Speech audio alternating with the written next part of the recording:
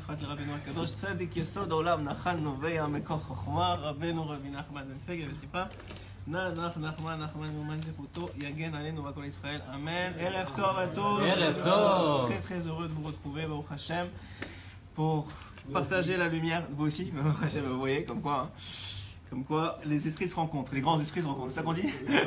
Alors, Baruch Hashem. Il est sorti de la glaciation. Oui, exactement, on se réchauffe. Donc Baruch Hashem, Messet Adishmaya, on va essayer, Bezrat Hashem, de partager le hors de Rabbeinu encore une fois ce soir. Que ces paroles de Torah soient pour la Refoua Shelema de Cher et la Refoua Shelema et la Tchouva Shelema de Serge Shimon ben Avraham Enoch, pour la Refoua Shelema de Elazar Mordechai ben Esther Yehudit. Oui, j'ai dit. C'est Tchouva Shelema et Refoua Shelema. La Refoua Shelema de Meir ben Eliyahu, pour la Refoua Shelema de pour la Refoua Shelema aussi de Asher Jami Ben Moshe, et aussi pour les Avdil, Elef Afnadaim, les Nishmat Moshe Ben Miriam et Yamna Bat Perla. Voilà, celui qui pense, il pense aussi au nom qu'il a dans la tête, pour la Refoua Shelema, pour la Teshuvah. La Torah, ça sert à tout. Baruch Hashem, la Torah, ça sert à tout. Il faut juste savoir la diriger correctement et s'attacher aux bons tzadikim. Tous les tzadikim, Baruch Hashem. Je vais mettre à tous les tzadikim. S'ils sont appelés tzadikim, c'est que ça vaut la peine de s'y attacher. Donc, on commence à nouveau. C'est bien qu'il y a des nouvelles personnes aussi qui viennent ce soir, puisqu'on commence un nouveau Likutei Moharan. C'est le Likutei Moharan Yud Dalet, le 14. Donc, c'est un Likutei Moharan qui va traiter du rapprochement de Dieu, des Juifs, mais en particulier de ceux qui sont loin, c'est-à-dire les gens qui ne sont pas encore dans la Tchouva ou qui viennent de commencer à faire Tchouva. Et puis finalement même des convertis ou de ceux qui se sont convertis, parce que vous savez que on va peut-être commencer comme ça pour être assez clair dans le contenu.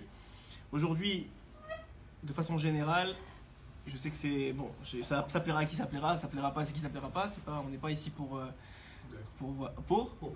plaire, voilà, exactement. On est ici pour dire ce qu'on a compris de la Torah. Et il est évident qu'aujourd'hui tout est accessible. Et la Torah, il faut savoir, les shurim qu'on donne, en tout cas que moi je donne, et que je sais que la plupart des rabbanim y donnent, c'est à viser, c'est pour aller chercher, enfin c'est pour rejoindre des gens qui sont loin, mais des juifs qui sont loin. On se le dit clairement, c'est pour la plupart la Torah, en tout cas celle qu'on enseigne, surtout quand on parle de secret de la Torah, que ce soit du Zohar ou d'autres, ça a pour but d'aller toucher des gens qui ne pourraient pas venir comme vous à la shiur de Torah, ou qui ne pourraient pas accéder à la Torah de Rabbeinu. Et c'est des juifs qui sont loin, ok? Malheureusement ou heureusement, je ne sais pas, ça c'est Hachem qui décide et il fait son choix et lui il dirige comment ça marche. Mais c'est évident que ça touche l'accessibilité à tous les publics, touche aussi des gens que peut-être ne devraient pas être touchés par ça, même si Hachem il laisse rien qui ne devrait pas arriver. Donc c'est pas notre responsabilité à nous, mais il y a des gens qui vont aller être touchés par ça.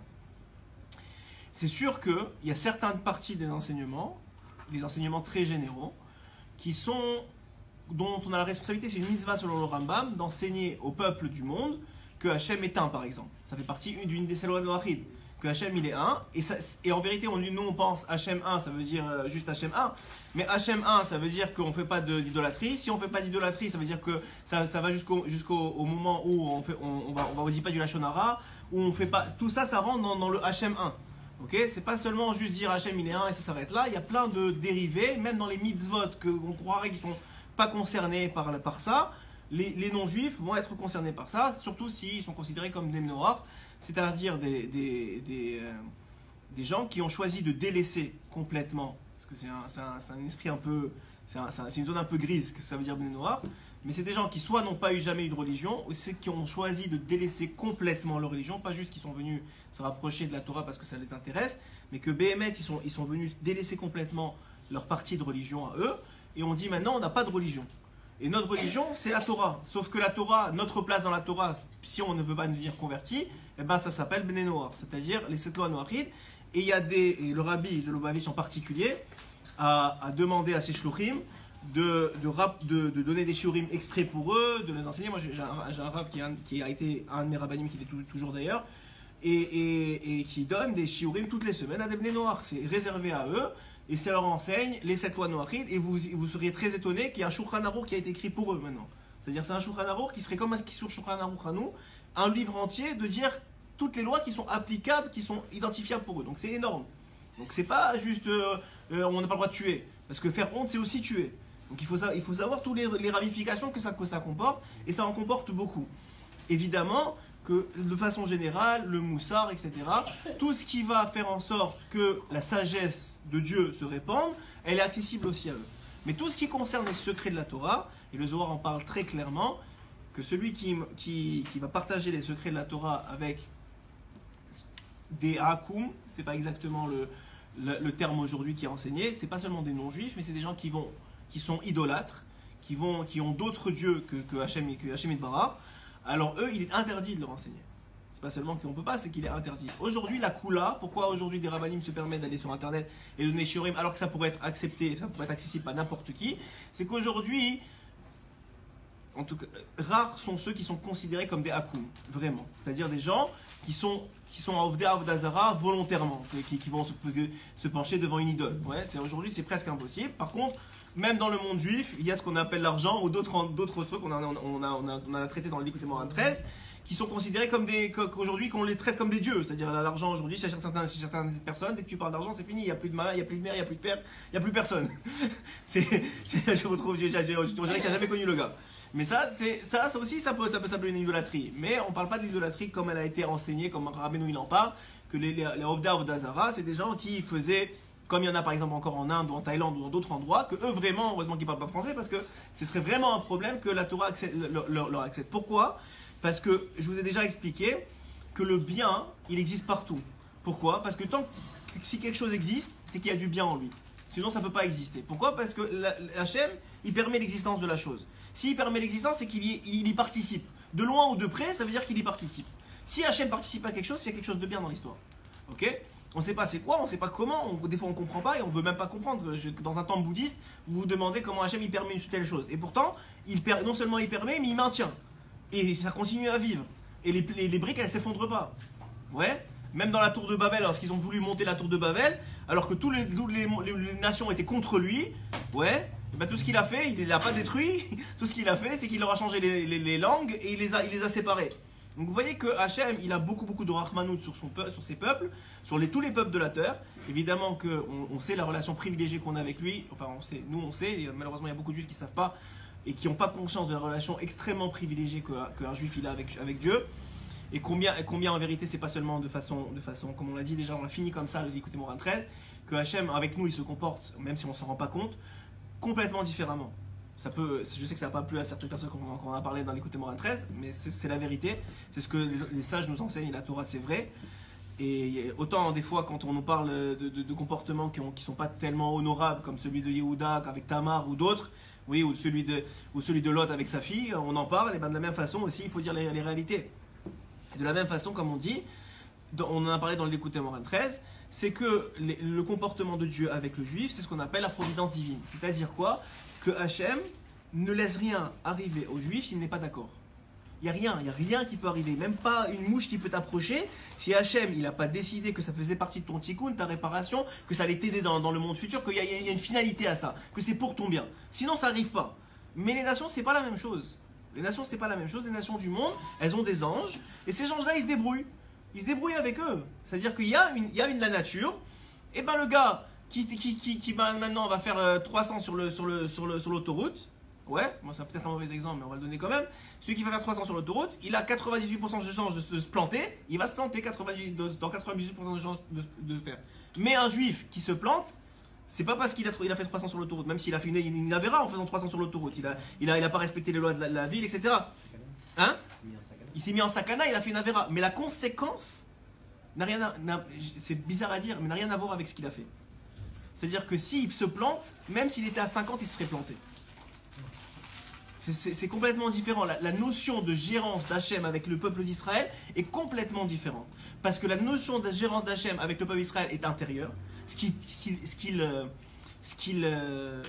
teste Hachem avec le peuple d'Israël, c'est l'intériorité du juif. Comme je vous l'ai dit déjà plusieurs fois, que toutes les épreuves d'un homme juif, c'est des épreuves de Emouna. C'est toutes les épreuves d'un homme juif. C'est-à-dire, moi j'ai un ami, sa femme, qui est avraire. Donc il n'a déjà pas beaucoup d'argent. Sa femme, elle a perdu son travail. Ça fait quelques mois. Ok. Maintenant, Hachem, il a déjà décidé. Ok. Rien à voir avec sa réaction à l'épreuve, que sa femme, elle allait retrouver un travail en Hadar, Bezrat Hachem. Je sais que ça va être en Hadar. Donc ça va être en Hadar, il va retrouver son travail. Maintenant, il a 3 mois d'épreuve, ok, ou 4 mois. Ça fait déjà 2 mois qu'il est dans cette situation et je vous dis, il a pas d'argent dans la banque pour payer plus. C'est une épreuve. Maintenant, son épreuve, c'est pas parce qu'il va la réussir que sa femme va trouver plus vite du travail ou qu'il va pas la réussir qu'elle va trouver moins vite. C'est déjà décidé ça. Ça, c'est la Metsiout que Hachem il a décidé que pour elle, il faut tant de mois de vacances. Ok. Maintenant, par contre, il a une épreuve. C'est une vraie épreuve. C'est quoi? C'est une épreuve de Emouna. Comment il va réagir à ça? Maintenant, qu'il réagisse bien ou qu'il réagisse pas bien, ça ne changera rien au fait qu'elle va retrouver son travail. C'est très fort ce que je vous dis. Ce que Rabbeinu il apporte, c'est une autre façon de voir la vie. C'est que le travail, c'est déjà, comme a dit la Gemara, ta femme, ta maison, ton travail, t'es né avec. Des fois c'est un problème pour certains, mais ça a l'air que c'est une problématique. Mais la réaction à tes épreuves, ça c'est là où tu es testé. Comment tu réagis? Comment tu vas? Est-ce que tu vas continuer à avoir de la émouna? Est-ce que tu vas continuer à sourire? Est-ce que tu vas prier? Est-ce que tu vas te retourner vers Hachem au lieu d'aller chercher des avocats et des problèmes et des histoires est-ce que tu vas te tourner vers l'homme ou tu vas te tourner vers Kajoro? Ta réaction, ta pnimiout, c'est ça que Hachem y voit. C'est ça que Hachem y teste avec le juif. Avec les non-juifs, c'est pas comme ça. Avec les non-juifs, c'est l'extériorité qui est testée. C'est-à-dire que c'était Bémet, en fonction de la nature des choses, de qu'est-ce qu'il a fait, qu'est-ce qu'il n'a pas fait, il a triché, il n'a pas triché, il va avoir une conséquence. Vous voyez très bien que des fois, il y a des gens que tu ne sais pas pourquoi ils ont réussi, alors que des fois les gars ils ne savent pas signer leur nom. Moi j'en connais, hein, personnellement, le gars il n'a pas signé son nom, il a je ne sais pas combien d'immeubles à New York. Il ne sait même pas signer son nom. Il te dit, si j'avais su signer, je n'aurais pas eu mes immeubles. Si j'avais su signer, je n'aurais pas eu mes immeubles. C'est-à-dire c'est complètement celui qui vraiment voit avec les yeux de la Torah. Il se dit, mais comment? C'est pas possible, ça n'existe pas. C'est pas logique la réaction. Comment Hachem il gère le peuple d'Israël. C'est pas logique. On le voit même au niveau clali. Je veux dire, tout ce qui s'arrive, des millions de personnes qui veulent nous détruire autour de nous, et nous on est encore là à vivre comme si rien n'était et à s'embêter pour des places de parking. Ça veut dire, des fois on se dit, mais attends, mais c'est pas logique. Attends, regarde un peu le visage de la réalité. Non, notre vie elle n'est pas la même. Il faut l'accepter. Ceux qui l'acceptent parmi les nations, qui le reconnaissent et qui acceptent leur rôle, tant mieux. Ceux qui veulent se rapprocher du peuple d'Israël. Alors pourquoi je vous dis tout ça? Parce que Rabbeinu il va expliquer maintenant comment on rapproche les gens. Mais quand Rabbeinu, contrairement à d'autres parties de la Chassidoute, Rabbeinu lorsqu'il a parlé de rapprocher les gens, il a parlé d'abord de rapprocher les juifs, ceux qui sont éloignés, et les convertis qui sont considérés comme des Baalei Teshuvah. Mais pas d'aller chercher des convertis, comme la plupart des rabbinim dans le peuple d'Israël, on n'a jamais été prosélyte. Et c'est pas aujourd'hui qu'on va le devenir. On n'a jamais dit il faut se convertir. Il y a dans la Torah des conditions en tant qu'individu qui sont prévues. Tu es Gertoshav, tu es en processus de guérim, ou tu es Bnei Noach. Il y a des conditions pour chacun. Chacun il a sa place. Et on ne demande pas à l'un de devenir l'autre. Chacun il doit prendre sa place et trouver sa place. Et on ne demande pas à des Bnei Noach de venir sur la tombée de Tzadikim pour demander je ne sais pas quoi. Et on ne demande pas à des guérims de faire autrement. Il y a des places pour chacun. Maintenant, c'est sûr que la Torah, elle en tout cas jusqu'à aujourd'hui, et c'est ça qu'il va aborder maintenant, elle s'adresse principalement aux Juifs. Et en particulier à ceux qui sont plus éloignés, qui ne sont pas capables d'aller puiser eux-mêmes dans la Torah et qui ce qu'on appelle font une lumière réfléchie, c'est-à-dire nous on reçoit la lumière, enfin ce qu'on peut recevoir de la lumière et on essaie de la réfléchir au monde. Ok, ça c'est le principe et on va le voir dans les mots que c'est comme ça que ça marche. Donc je comprends et ces derniers jours il y a eu plein d'histoires qui m'ont été rapportées. Je comprends que la lumière de la Torah elle attire et c'est très bien et Béhémet on est là, mais on n'est pas là pour aller chercher. On est là pour donner d'abord aux gens qui sont présents dans le peuple d'Israël, qui ont besoin de cette Torah-là et qui eux sont assimilés de plus en plus. Et à partir de là, ça va se répandre de lui-même. La Torah, elle va se répandre de lui-même parce que qu'est-ce qui se passe? Maintenant, la gloire de Dieu, c'est le principal début du Shiur. La gloire de Dieu, elle est elle-même en exil. Pourquoi? Parce que la gloire de Dieu, elle réside dans les bénis Israël. Et puisque les bénis Israël, ils sont en exil, ils sont pas, ça veut dire quoi exil? Ils sont en exil physique, si vous voulez, qu'ils sont pas en Israël. Mais c'est pas, on a dit souvent, c'est pas un exil physique. C'est surtout un exil spirituel, dans le sens que on n'est pas à notre place. Dans le monde, le peuple d'Israël n'est pas encore à sa place. Et tant qu'il ne sera pas à sa place, ce que vous faites par rapport aux nations, vous croyez que vous faites beaucoup, mais vous faites rien du tout en vérité. Parce que le jour où Mashiach revient, ça va prendre 30 secondes pour que tout s'annule. Ils vont tout voir d'un coup. Tous, ils vont. Le Zohar, il dit qu'ils vont brûler leurs églises, ils vont brûler de honte. Tellement ça va être clair la vérité. Donc, qu'est-ce que le travail que nous on a à faire, maintenant, si ça a des répercussions positives, tant mieux. Celui qui veut prendre des shiurim et l'utiliser pour sa vie, pour servir mieux Hachem, pour voir mieux Hachem dans sa vie, tant mieux, même s'il n'est pas juif. Mais il faut comprendre que la Géoula, elle passe par la tchouva des juifs d'abord. Et c'est vraiment comme ça que ça marche. Et on va faire une petite introduction, mais déjà c'est une introduction ce que je vous ai dit, mais une petite introduction par rapport à la paracha d'hier, parce que c'est BMH, j'ai remarqué que la transition entre Vaïchi, qui est la dernière paracha, bonne soirée, la transition entre Vaïchi, qui est la dernière paracha de Bereshit, et Shemot, qui est la première paracha du livre de Shemot, comme le son en l'indique, en vérité vous allez voir que ça correspond exactement à ce qu'on est en train de dire. Pourquoi? Alors, c'est écrit dans la paracha de Vaïchi, que Yaakov il a vécu 17 ans. C'est la paracha qui parle des 17 dernières années de Yaakov. Où ça? En Égypte. C'est d'ailleurs le début de l'exil. Shemot, c'est le début de l'exil. Ouais, dans laquelle on est encore aujourd'hui, puisque Mitzraïm, l'exil de Mitzraïm, l'exil d'Égypte, le Zohar il dit, et les Chachamim de façon générale, ils disent que tous les exils ont été appelés au nom de l'exil d'Égypte, parce que c'est la première exil, c'est finalement le prototype de tous les autres exils. Dans l'exil de Mitzraïm, il y a tous les autres exils en vérité. Donc qu'est-ce qui se passe? La Torah nous raconte quoi?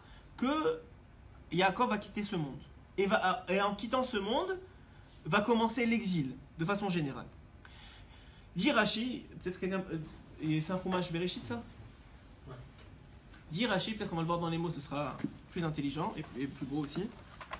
Dit Rashi, dans Parashat Vaïchi, premier verset, je l'ai rapporté hier à Shabbat, mais on va l'étudier ensemble parce que ça fait une très très belle introduction à l'enseignement de Rabbeinu aujourd'hui. Vaïgash, seconde, Vaïchi, voilà. Dit Rashi sur le premier verset de cette paracha, Vaïchi Yaakov. Vous savez que la paracha de Vaïchi, c'est une paracha qui est stouma. C'est quoi stouma? C'est que normalement, la règle veut qu'il y a au moins un espace de 9 lettres entre une paracha et une autre. C'est comme ça que Ezra Assofer et même Moshe Rabbeinu à l'époque, depuis que ça a été instauré, la lecture des parachiotes, ils ont séparé les parachiotes. Ok, très bien. Cette paracha, c'est une qu'il n'y a pas de séparation. Donc Rashi, c'est sûr, il va demander pourquoi. Et il répond comme ça. Lama parachazo stuma. Pourquoi la paracha, elle est fermée? Elle est fermée. Les filles, parce que chez Kevan, chez Niftar, Yaakov Avinu, il part de ce monde. Nistemu, et comme il est parti de ce monde, Nistemu Ainehem, les yeux des béné Israël, ils se sont fermés. Pourquoi? Velibam, et pas seulement leurs yeux, mais leur cœur. Chez l'Israël, Mitzara Mashiabut, parce qu'il commence l'exil. En vérité, le vrai exil va commencer beaucoup plus tard. C'est après Lévi, après la mort de Lévi, donc c'est encore quelques années qui vont passer. Mais commence déjà un certain exil, même s'il n'est pas physique encore. Certains disent que déjà c'était le moment où Paro a commencé à les faire travailler, ou certains disent simplement qu'il y avait un exil, ça commence à être lourd. Ouais.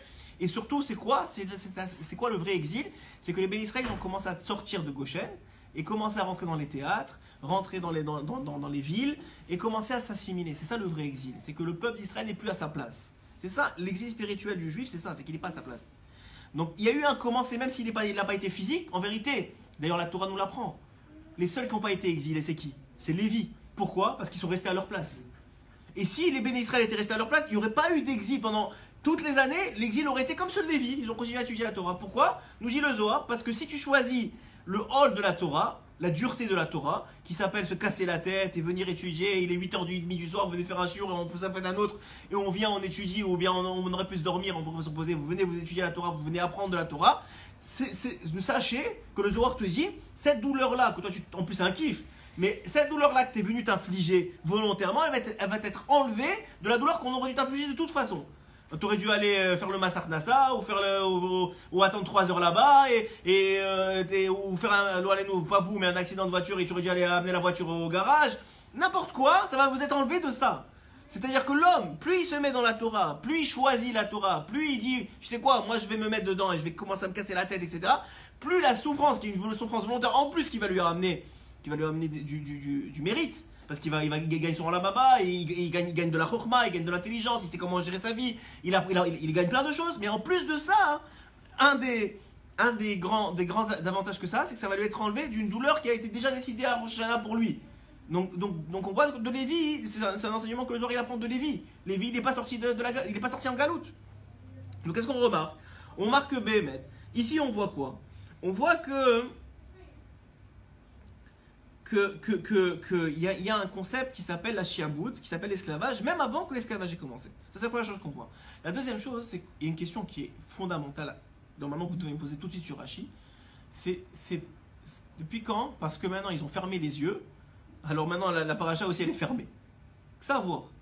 Qu'est-ce que ça a à voir que les béné Israël ils ferment les yeux? Alors maintenant la paracha elle est fermée. Premièrement, pourquoi ils ferment les yeux? Ah, qu'est-ce qu'ils ont mal? Ouais, je sais pas si vous êtes allé chez le dentiste déjà, mais la plupart des gens chez le dentiste, quand ils commencent à voir l'aiguille, ils ferment les yeux. Ouais? Pourquoi? Pourquoi ils font ça? Pour voir le mal qu'ils auront. Pour ne pas voir le mal qu'ils auront. Ok, mais pourquoi? Sauf c'est là le mal. Ils vont avoir mal. Pourquoi ils ferment les yeux? Et c'est un réflexe, hein, c'est pas une question. C'est l'âme qui fait ça. Rabbeinu il pose la question. Rabbeinu pose la question sur pratiquement tout. Hein. Je vous dis, il explique à peu près pratiquement tout. Il demande pourquoi les gens, quand ils ont mal, ils ferment les yeux. Pourquoi? Alors il dit, Rabbi Nachman, il dit que l'individu de façon innée, son réflexe de l'âme, c'est que quand il ferme les yeux, il cherche le tahlit. Il appelle ça comme ça, le tahlit. C'est quoi le tahlit? C'est la finalité. Il essaie comme vous avez dit, d'échapper à la réalité présente, mais pas d'échapper en disant elle n'existe pas, parce qu'il sait très bien que ça va lui arriver l'aiguille, ok? Ou s'il est chez le médecin ou n'importe quoi, enfin ce qui va lui arriver, ça va lui arriver. Il ferme pas les yeux pour éviter ça. Il ouvre la bouche, il sait très bien qu'il va prendre l'aiguille. Non, il ferme les yeux pour supporter mieux l'épreuve. Comment ça peut lui faire aider supporter mieux l'épreuve de fermer les yeux? Quand tu fermes les yeux, dit Rabbeinu, tu te projettes dans le tahlit. Le tahlit, c'est la finalité. Tu te projettes, tu sais quoi, je suis venu pourquoi ici? Même s'il ne le sait pas, le gars. Mais il fait ça instinctivement, qu'il est venu ici, tu sais quoi? Parce qu'il va m'aider en vérité. Il est en train de me guérir. Donc je vais souffrir, mais je me projette dans le tahlit, dans la finalité. D'ailleurs, la paracha de Vaïchi, c'est la paracha où Yaakov Avinu avait décidé de dévoiler au peuple d'Israël le tahlit, la finalité. C'est juste que ça lui a été enlevé à la dernière minute parce que c'était pas le moment. Mais sa volonté première de Yaakov, c'était de dévoiler le tahlit. Pourquoi? Pourquoi dévoiler le tahlit? Parce que selon Yaakov Avinu, savoir le tahlit, ça aurait aidé à l'exil.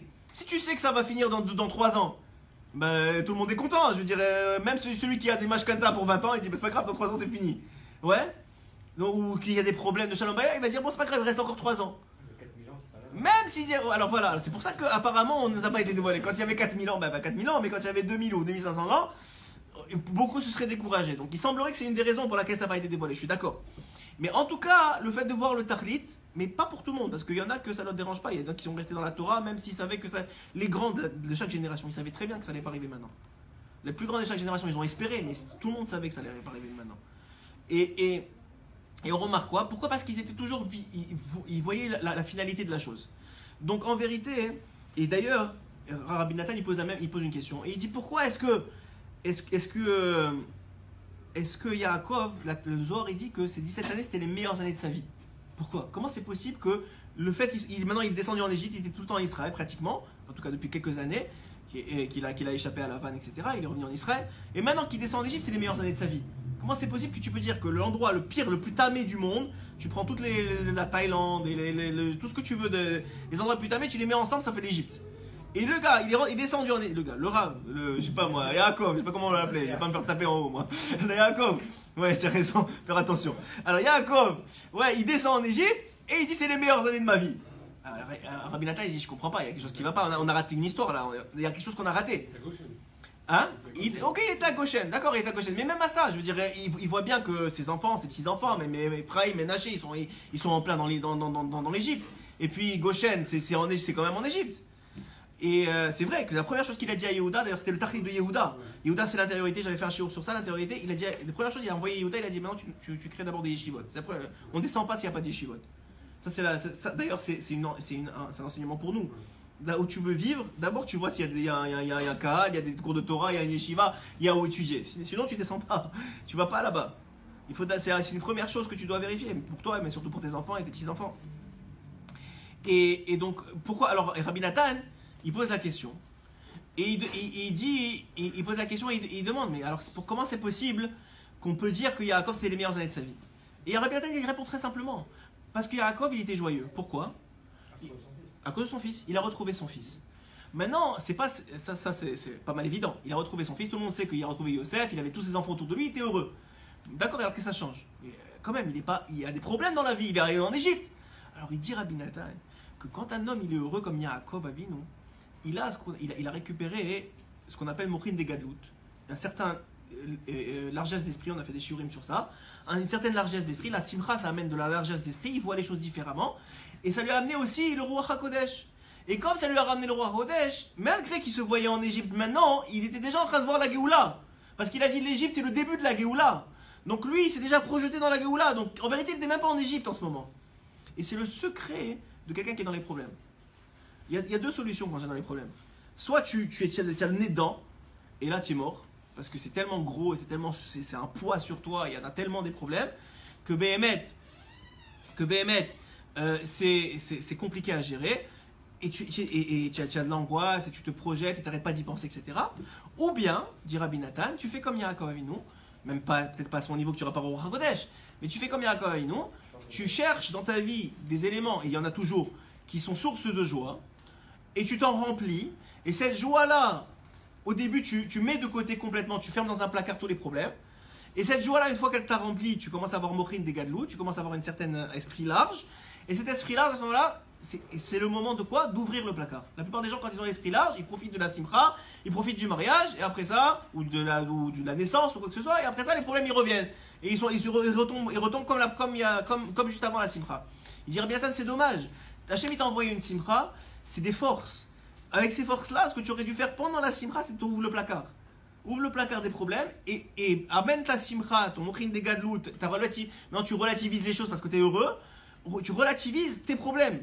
Cherche des solutions à tes problèmes maintenant que tu n'es pas angoissé, que tu vois pas juste le problème comme ça, tu as un esprit large grâce à la simcha que tu as acquis par un autre niveau, par une autre source, et tu vas maintenant transporter cette simcha-là dans le problème pour lui trouver une solution. Ok? Jusque-là, s'arrête l'introduction. On commence l'écouté moral. Yehir Rabbeinu Akadosh. Vous savez que toujours l'écouté moral commence avec un verset. Ici, c'est les psaumes, comme c'est souvent le cas d'ailleurs. Et c'est avec un verset. Et ce verset-là, en général, on ne le comprend pas. On ne sait pas ce qu'il a à voir avec l'écouté moral. Jusqu'à la fin du l'écouté moral, quand vous avez vraiment étudié, compris et essayé d'interpréter correctement les choses, vous, des fois, pas tout le temps, mais on comprend des fois pourquoi il a voulu dire ça. Mais c'est souvent des rémazim par rapport aux mots et des ressemblances de mots. C'est des choses qui sont contenues. Il faut comprendre, et je vous l'ai déjà dit, mais peut-être je vous le répète parce que c'est très important de comprendre comment Rabbeinu y compris fonctionne. Hein? Oui, un passo. Mais alors la différence c'est que Rabbeinu, il a eu un enseignement du ciel. Et une fois qu'il a eu l'enseignement, il cherche où s'appuyer dans la Torah.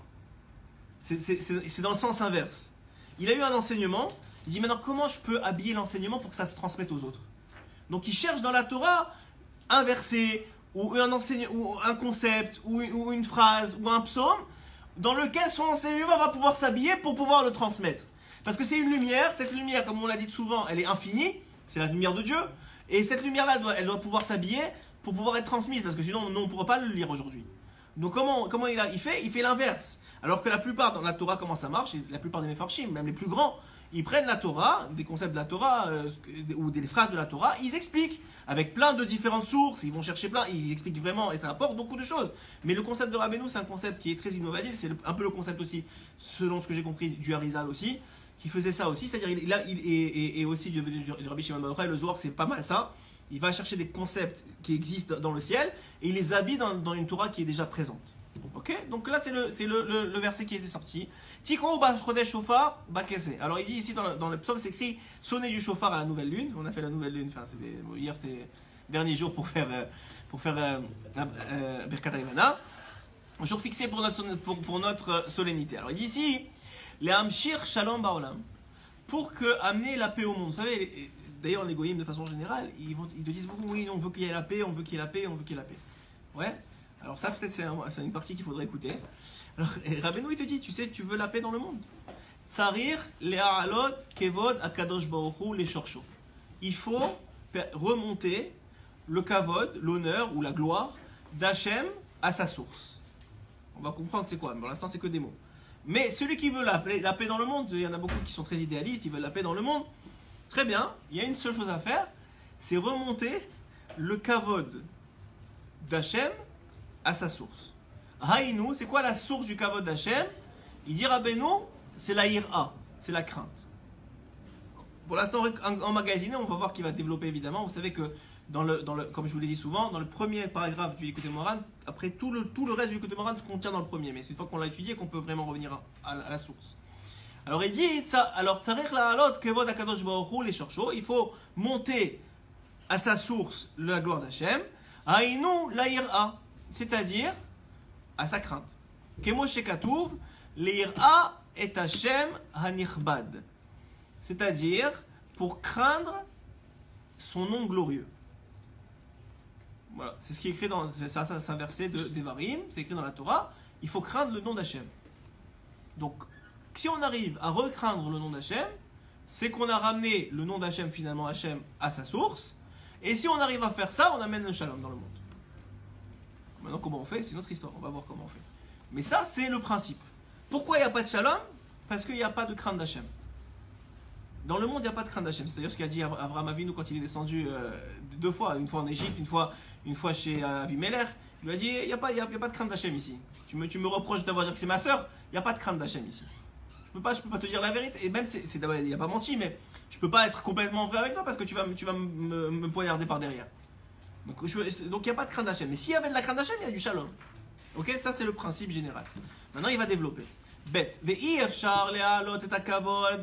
Et c'est impossible de monter la gloire d'Hachem à sa source. Et là, seulement à l'aider Torah de Chesed. Grâce à la Torah de Chesed. Il va expliquer c'est quoi la Torah de Chesed. Ve Torah de Chesed, et la Torah de Chesed, c'est la bonté, oui. Une Torah de bonté ou une Torah de... Ouais, de bonté, c'est une très bon mot. Une Torah de bonté. Et Torah, donc on a vu quoi? Qu'il faut remettre, il faut élever la crainte de Dieu. Mais comment tu fais ça? Seulement grâce à la Torah de Chesed. C'est-à-dire si tu veux frapper les gens pour craindre Dieu, ça ne marchera pas. Rabbeinu il te dit ça ne sert à rien. N'essaie pas de frapper, de leur dire tu sais quoi, il y a Dieu, il faut y croire, il faut craindre. Ça ne marchera pas. C'est pas comme ça que ça marche. Il faut que tu leur donnes de la Torah de Chesed, ou la Torah à travers le Chesed, à travers de la bonté, une Torah de bonté, qui va leur permettre à eux tout seuls de craindre Hachem. Et ça on parle de tout le monde entier. Mais ça commence par les Juifs et les convertis, et après ça se l'étend. Vous allez voir qu'on n'est pas encore au moment de l'étendre. En tout cas de façon complètement ouverte. Alors il dit comme ça, les Torah de Chesed. Ils ont dit nos sages dans Masechet Souka. Zeu halomet Torah almenat lelamed. C'est quoi une Torah de Chesed? C'est celui qui étudie la Torah pour l'enseigner. C'est une définition, dit Rabbeinu, de la Torah de Chesed. Ça veut dire que pourquoi est-ce que j'étudie la Torah? Pourquoi est-ce que j'apprends qui est Hachem? Bien sûr, je vais en profiter, mais mon but, c'est de transmettre aux autres. C'est que les autres qui n'ont pas étudié ce que j'ai étudié moi, ou qui n'ont pas compris ce que j'ai compris moi, ou qui n'ont pas les mêmes kelim que moi, parce qu'ils ne sont pas nés dans la religion, ou ce que vous voulez, chacun il a quelqu'un de plus loin que lui. C'est toujours, sachez-le, c'est toujours comme ça. Je vous ai dit déjà, Rabbeinu il a dit que le peuple d'Israël c'est une échelle. Donc il y a toujours quelqu'un en dessous, il y a toujours quelqu'un au-dessus. Et chaque fois, il dit, je vous l'ai déjà dit aussi, que chaque fois qu'il y en a un qui monte, ça laisse une place. Et comme il ne peut pas avoir de vide, celui qui est en bas, automatiquement il est attiré vers le haut. Hachem il va faire qu'il monte. C'est obligatoire. Chaque fois quelqu'un qui monte, il faut que la place d'en dessous elle soit occupée. Donc il monte et l'autre il monte et l'autre il monte et l'autre il monte. Et quand tout le peuple d'Israël sera sur l'échelle, on va pouvoir faire monter les guérim. Et quand on sera monté, et les guérim c'est encore un autre concept, mais on va faire monter les goïm et tranquillement tout le monde va monter. Mais il faut que tout le monde soit sur l'échelle, sinon ça ne marchera pas. C'est comme ça que ça marche, c'est une échelle, il n'y a pas des bypass. Okay, il n'y a pas une échelle qui court-circuite l'histoire, c'est une échelle, et il y en a un qui est là, un qui est là, un qui est là, un qui est là, et plus les gens y montent, plus l'autre il va monter derrière lui. Plus il y aura de shiur de Torah, plus il y aura encore des shiur de Torah, et l'autre il va être encore plus écouté, et l'autre il va être... C'est comme ça que ça marche, plus il y en a, plus il y en a. C'est comme ça, c'est comme ça la Torah. Donc il dit ici, donc la chose suivante, il dit que comment est-ce qu'on va faire monter la gloire d'Hachem, donc sa crainte, à travers la Torah de Chesed. C'est quoi la Torah de Chesed? C'est un individu qui étudie pour l'enseigner. Alors maintenant, évidemment, il dit, il y a des gens qui ne savent pas enseigner, c'est un commentaire. Par rapport à ta il demande, mais il y a des gens qui ne savent pas enseigner. C'est pas dans leur nature d'enseigner. Ouais.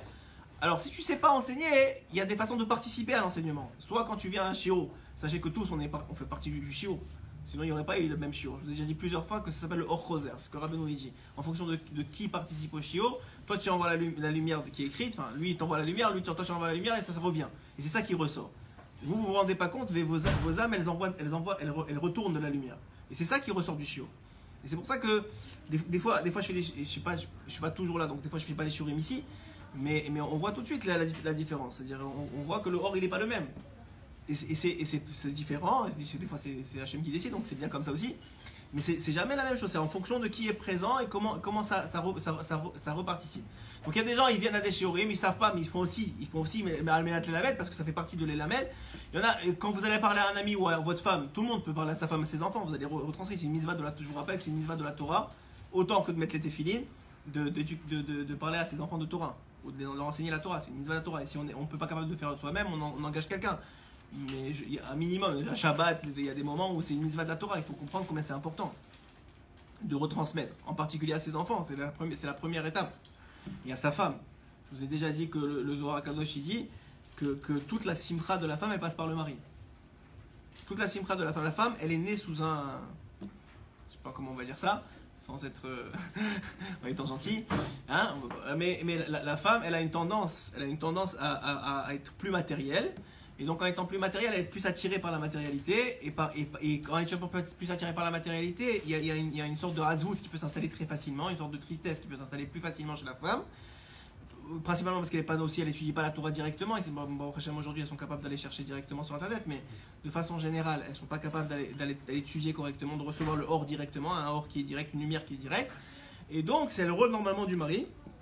En tout cas jusqu'à que les shiurim étaient en ligne, mais c'était le rôle du mari d'aller donner de la simcha à la femme. C'est lui qui doit ramener la simcha à la maison. C'est pas facile. Mais hein? Ah oui aussi? Non je sais pas, moi ça j'y crois pas. Mais c'est sûr que ça va aider, mais c'est pas ça le principe. Et donc il dit ici, pourquoi on parle de ça? Parce qu'il dit ici que l'individu il doit faire une Torah Tresset. C'est quoi une Torah Tresset? C'est quelqu'un qui apprend pour enseigner. C'est ça sa définition pour l'instant. Kizé Eikar Kvodo. C'est ça l'essentiel de la gloire d'Hachem. C'est quoi? C'est quoi l'essentiel de la gloire d'Hachem? Comme Mouva Bazoar, le Zohar il le dit dans Parashat Yitro. Besha'ata dish'ar akum, atayin ve'odan, lekucha berechu, keden istalek ve'ityaker, shema dekucha berechu aela ve'tata. Quand les autres nations, ils viennent, ils reconnaissent Akadosh Baruch Hu, et ça va arriver un jour, que les autres nations, ça commence à arriver de façon individuelle, mais en tant que nation, ils vont reconnaître le nom d'Hachem, ils vont le glorifier. Il va être glorifié dans le monde supérieur et dans le monde inférieur, il dit le Zohar. Comme qui? Comme Yitro lui-même. Qu'est-ce qu'il a dit Yitro? Yadarti ki gadol Hachem mikol ha'elogim. Jusqu'à maintenant, je viens de savoir que Hachem, il est plus grand que tous les dieux. Quand est-ce qu'il a su ça? Quand le peuple d'Israël, il a repris sa place. Il y a une marloquette, à savoir est-ce que Yitro il est venu avant qu'on reçoive la Torah ou après qu'on reçoive la Torah? Selon ceux qui disent qu'après qu'on reçoive la Torah, ça marche très bien. Ce qu'on vient de dire maintenant. Parce que là où quand on a reçu la Torah, on a repris notre place dans le monde. Et quand on a repris notre place dans le monde, ça a attiré Yitro, qui était d'ailleurs le seul à avoir entendu vraiment. Mais quand même, ça a attiré quelqu'un. Et là, à ce moment-là, c'est très bizarre, mais à ce moment-là, c'est à ce moment-là que quoi? Que la gloire d'Hachem, elle était complète. C'est quand Yitro il est venu, dit le Zohar, que la gloire d'Hachem, elle a été complète. Keden istalek v'ityaker shema dekucha berechu. Pourquoi? Parce qu'à ce moment-là, il a dit j'ai reconnu que Hachem c'est le plus grand des dieux. Nimtsa zeu kevodo. C'est ça le kavod d'Hachem, c'est quand on le reconnaît. Le kavod d'Hachem, c'est quand on le reconnaît. Le craindre, c'est aussi le reconnaître. Ok? Mais c'est quand on le reconnaît. Que bene adam shehem michutz la kutsha mekarvin. Lorsque les hommes qui sont en dehors de la sainteté, de la Gdusha, qui sont chez Michutz la Gdusha, mais Karvin il se rapproche, et Atzman Lifnin ma Gdusha, il se rapproche de la sainteté, Hen Gerin chez Megarin. On les appelle des Gerim, on les appelle des convertis qui se convertissent.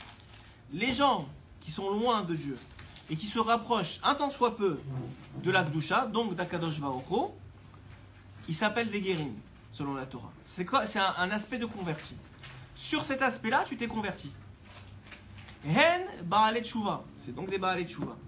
Donc ici, Rabbeinu, il parle très clairement que le travail, il commence chez les Guérim, qui sont aussi des Baalei Tshuva en vérité. Donc chez les convertis, qui sont déjà convertis, pas qui n'ont pas commencé encore ou qui veulent devenir convertis, ceux qui ont fini le processus, ils commencent d'abord à ceux-là qui font partie, en vérité, même le Zohar il en parle beaucoup, d'une catégorie complètement à part du peuple d'Israël. Les guérim, c'est une catégorie complètement à part du peuple d'Israël. Pas à part dans le mauvais sens, au contraire, mais ils ont une place très particulière dans le peuple d'Israël. Parce que c'est un procédé qu'ils ont choisi même avant de venir dans ce monde, de revenir vers Hachem à travers l'une des épreuves les plus difficiles qui s'appelle la guéroute, qui s'appelle la conversion. Parce que être né à je sais pas où et revenir vers Hachem, c'est comme on a vu la façon la plus grande de reconnaître la grandeur d'Hachem. Mais c'est aussi une épreuve très compliquée et très difficile. Et ils ont un statut très spécial dans le peuple d'Israël. Mais même le Baal Teshuvah, qui lui aussi a un statut très spécial dans le peuple d'Israël, sachez-le qu'un Baal Teshuvah ne sera jamais au même niveau qu'un tzaddik. Il y en a qui disent plus haut, il y en a certains qui disent moins haut, mais en tout cas, il n'a pas le même niveau, il n'a pas le même statut. Un Baal Teshuvah, ça reste un Baal Teshuvah, et selon la plupart des dérotes, c'est un niveau plus haut que celui qui est né de tzaddik. Même si, comme je vous ai dit beaucoup déjà, la Gemara elle explique simplement que tout le monde est Baal Teshuvah. À un certain niveau, il n'y a pas un homme qui n'a pas fait de faute, donc on est tous Baal Teshuvah selon un certain niveau, et si on considère ça, donc il n'y a pas de problème. Hein, le tzaddik, la définition du tzaddik, c'est quelqu'un qui tombe et qui se relève. Hein, c'est fait tchouva, exactement. C'est quelqu'un qui tombe et qui fait pas yéhouch. C'est ça le tzaddik. C'est pas quelqu'un qui tombe pas. Le tzaddik, c'est quelqu'un qui tombe et qui se relève. Et d'ailleurs, il y avait un enseignement du Rav Ofer Erez qui m'a été rapporté ce matin, qui a fait sur Shabbat à Yerushalayim. Et il disait comme ça, sur un commentaire du conte numéro 1 qu'on avait déjà fait ensemble, La princesse perdue.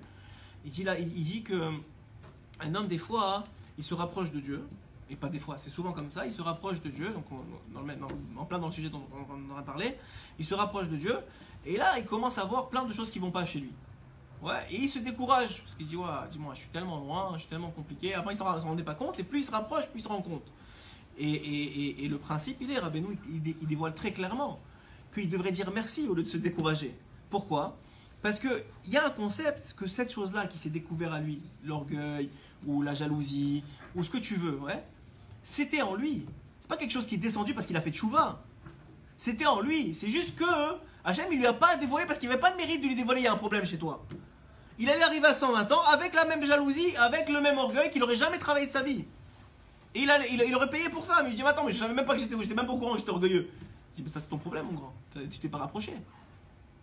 Mais celui qui se rapproche, forcément, il va voir, attends, je suis orgueilleux, je suis jaloux, je réagis mal, je suis coléreux, mais c'est bizarre, c'est pas normal tout ça. Ouais. Mais ça, on doit dire merci pour ça. Rabbeinu te dit, tu devrais dire merci pour ça. Pourquoi ? Parce que c'est un chesed. C'est pas quelque chose qui t'est arrivé parce que tu as fait tchouva. C'est quelque chose qui était déjà en toi, mais que parce que maintenant tu as choisi de te rapprocher d'Hachem, Hachem il te fait un chesed. Il te dit, tu sais quoi, tu as des problèmes, mon grand. C'est dommage que tu arrives comme ça à 120 ans. Donc viens, on va mettre des épreuves dans ta vie et des situations qui vont dévoiler que bon ben des fois tu es un peu radin, des fois tu es un peu truc, chacun selon son niveau, je sais pas moi, chacun il a des problèmes dans sa vie, c'est normal, on est tous là pour travailler. Et donc le principe il est quoi ? Que tu te dis merci, tu t'attends. Au lieu de te dire oh, regarde comment je suis encore, je savais même pas que j'avais ça, je viens de finir un problème, j'en commence avec un autre. Non, Dafka, tu dois dire merci, attends, je savais pas que j'avais ça et c'était en moi depuis toujours. Crois pas que c'est arrivé parce que ça y est, tu t'es réveillé comme ça ce matin. Non, c'était en toi depuis toujours, c'est juste que Hachem il a décidé de donner le srout de dévoiler cette partie-là de toi et de la réparer dans ce monde-ci aujourd'hui et pas hier, c'est tout. Alors il dit ici, Hen gerim shebarim, hen da'al tshuva, shegam hem hayu mibachutz. C'est des Baal Teshuvah que eux aussi c'était en dehors de la sainteté. Un Baal Teshuvah c'est quoi ? C'est quelqu'un qui, par rapport au niveau où il est aujourd'hui, il était plus loin hier. Ou kishe mekarvim ou machnisim otam lifnim. Et lorsqu'il on arrive, les gens qui sont dedans, ils arrivent à tirer l'échelle vers le haut, et pas à tirer vers le bas ou à rester à leur place, ils arrivent à tirer la corde vers le haut, ils les font rentrer à l'intérieur de l'enclos, qui s'appelle, je sais pas moi, le jardin d'Éden, ou je sais pas comment vous appelez ça, Rabbeinu il appelle ça un jardin. Il dit qu'il y a des gens qui sont à la porte du jardin et qui sont nus parce qu'ils n'ont pas de mitzvot, ils n'ont pas de Torah, ils attendent et personne ne peut les faire rentrer. Et le principal rôle du tzaddik, sachez-le, c'est beaucoup plus difficile pour lui, dit Rabbeinu, de s'occuper de ceux qui sont en dehors du jardin que de s'occuper de ceux qui sont à l'intérieur du jardin. Parce que ceux qui sont dans le jardin, ils sont déjà dans le jardin. C'est une question de temps avant qu'ils vont réaliser qu'ils sont un peu trop orgueilleux, ils sont un peu trop ceci, ils vont faire tchouva, ils sont dans la Torah, ils sont attrapés. Un jour il va s'énerver, demain il va écouter un chiour, il va dire ok, tu sais quoi, j'aurais pas dû m'énerver. Il va faire tchouva à un moment ou à un autre. Mais le gars qui sait même pas c'est quoi son problème, il est complètement en dehors du jardin, il croit qu'il vit, il est dans le meilleur des vies à Miami avec sa Mercedes et ses bêtises. Ouais, il sait pas. Il y a un ami qui m'a raconté, il habitait à Miami, maintenant il habite ici. Il habitait à Miami et je lui dis comment tu as fait tchouva ? Comment tu as fait tchouva ? Il m'a dit un jour, il faut savoir, j'avais à Miami, j'avais pas le Gan Eden de ce monde-ci. J'avais le Gainam du Gan Eden de ce monde-ci. Ça veut dire j'avais tout ce que tu veux. Chaque soir, j'avais ma programmation. Tel pub, après telle boîte, après tel truc. Chaque soir, et la Mercedes, et pas de problème, et tout. Et l'argent qui rentrait, et tout ça. Alors, je lui dis, alors, mais comment tu as fait de choufa? Alors, il m'a dit, je sais pas. Moi-même, je te dis, je sais pas. Un jour, j'étais en train de rouler sur Miami, et j'étais à un kikar, un rond-point. Je suis passé sur le rond-point, et j'ai dit, tu sais quoi, ce soir je sors pas. Je sais pas pourquoi. Je sais pas pourquoi. Et j'ai fait demi-tour, je suis rentré chez moi. Après ça, petit à petit, je sais pas pourquoi j'ai commencé à écouter les shiurim. Après ça, j'ai dit, tu sais quoi, c'est pas pour moi Miami, je vais venir en Israël. Le gars, il sait même pas pourquoi il a fait tchouva. Il sait pas. Mais maître, c'est un cadeau. C'est pas. Sachez que ce qu'il est en train de parler Rabbeinu ici, c'est que les gens, ils rentrent. Des fois, tu peux l'expliquer. Ouais, tu sais quoi, j'ai eu une épreuve, j'ai vu Hachem. Mais tout ça, c'est que des cadeaux. Tout celui qui fait tchouva, même encore aujourd'hui à notre niveau, chacun d'entre nous quand on fait tchouva, c'est des cadeaux. Tu sais pas d'où ça vient. Tu sais pas pourquoi tu as envie de faire tchouva à un moment, tu le sais pas. Et ça, c'est ce qu'il dit ici. C'est pourquoi? Parce qu'il y en a un autre qui tire la corde. Maintenant, le gars, tu peux le connaître, tu peux ne pas le connaître, ça change rien. Il y a quelqu'un qui tire la corde. Ça peut être un ancêtre à toi, ça peut être quelqu'un qui est encore vivant, mais il y a quelqu'un qui tire la corde. Et puisqu'il tire la corde, ben, c'était ton tour de rentrer. C'est tout. C'est comme ça que ça marche. Alors, toi qui es dedans, sache qu'il faut que tu tires la corde aussi. Et pourquoi tu fais ça? Parce que ça amène le shalom dans le monde, mais surtout parce que tu as une responsabilité, vu que tu connais un peu de la gloire d'Hachem, tu connais pas, bien évidemment on est très loin aussi, mais chacun qui connaît un peu la gloire d'Hachem, il est obligé de répandre, il a cette responsabilité-là de répandre la gloire d'Hachem. Soit en participant à ceux qui savent bien le faire, soit en le faisant lui-même s'il est capable, mais en tout cas le principe il est de travailler pour Akadosh Baruch Hu, on travaille pour Hachem. Il dit Ve'arshav et maintenant. Est-ce que jusqu'à maintenant, parce que là, je vous lance plein d'informations, parce qu'on commence à écouter mal, mais... C'est où la crainte par rapport à ça? Parce qu'on doit rapprocher donc, les gens en faisant du bien, justement. Ouais. Ils voient qu'ils se rapprochent, mais ils se rapprochent de quoi? De la crainte? Alors voilà, le principe il est comme ça, c'est une très bonne question. Ouais, je savais qu'il y avait une question dans l'air, vous l'avez senti. Alors le principe il est comme ça. C'est que Béhémet, le principe il est que quand tu... il parle de la crainte à la base, c'est ça le shoresh. Tu as raison, le shoresh de tout c'est la crainte d'Hachem. Et il dit la seule façon de rapprocher les gens c'est avec une Torah de chesed. C'est-à-dire que c'est quoi une Torah de chesed? C'est quelqu'un qui veut donner. Tu veux donner, tu veux rapprocher, c'est pas parce que tu veux lui dire ouais tu fais pas bien, ou parce que attends t'es nul, tu sais pas ce que tu fais, c'est ça marchera jamais. Sachez que ça repousse les gens et ça repoussera tous les gens, et même si ça a l'air de les rapprocher au début, tu es en train de les casser. Donc ça c'est clair chez Rabbeinu que c'est pas comme ça qu'il faut faire. Maintenant, le principe il est que si tu fais bien ton travail, c'est-à-dire que si tu vraiment tu rapproches les gens comme il faut, alors si tu tires correctement la corde, ce qui va se passer c'est que tu vas transmettre un enseignement, tu vas transmettre quelque chose qui n'est que du chesed, qui n'est que de l'amour d'Hachem, de la bonté, de la grâce, etc. Et une fois que ça c'est ancré en lui, que c'est ça qui l'a rapproché, que c'était ça son premier pas, lui-même il va dire ok maintenant comment je sers? Ah tu sais quoi, pour servir Hachem il faut faire Shabbat. Ah mais Shabbat c'est des restrictions. Ok, mais la restriction ça fait partie de la crainte. Pourquoi je fais Shabbat? Il y a Hachem j'ai compris qu'il y a Hachem dans le monde. Donc maintenant il faut que je le respecte. Ah mais attends, il faut pas que je mange pas cachère, il faut pas. Ça s'appelle de la crainte. Tu le rapproches par amour pour que lui après crainte. Voilà, lui il doit craindre tout seul. Le principe c'est pas de faire peur aux gens. Ça marchera pas, il dit Rabbeinu. Surtout pas dans la génération du Mashiach. Jamais ça marchera. Mais c'est le tachlit la crainte. La tachlit, mais lui il doit arriver à la crainte. Parce que le tachlit, exactement, la finalité, c'est très bien ce que j'ai dit, c'est exactement ce que je voulais amener dans l'introduction. Le tachlit c'est craindre Hachem. Le tachlit de la finalité, c'est que l'individu il prenne conscience qu'il y a Hachem dans le monde et qu'il se comporte différemment parce qu'il le craint. Mais comment toi tu as réussi à le faire rentrer dans le jardin? Parce que tu l'as montré, parce que toi tu as montré combien Hachem tu l'aimes et combien il t'a fait du bien avec toi et combien c'est bon d'être juif et combien c'est bon d'être etc. Et tu l'as. Bémet, c'est pas que tu le triches parce que ça se sent si tu triches. Bémet, c'est ça que tu as réussi à construire chez toi et que de respecter Shabbat etc. C'est plus une restriction pour toi-même. Donc quand tu l'invites, il voit que c'est un kiff. Et lui au début il va vouloir faire et après il va se prendre une claque parce qu'il va voir que c'est pas un kiff du tout au début parce qu'il n'a pas les mêmes kelim que toi, il n'a pas les mêmes réceptacles que toi et donc à un moment il va tenir bon parce qu'il a dit bon, bah, attends toi tu es arrivé, moi aussi je peux y arriver, il va le faire tout seul. Craindre c'est pas possible de le transmettre. Si tu transmets de la crainte tu casses le gars. Il faut que tu transmettes du chesed et le chesed il va l'amener à craindre.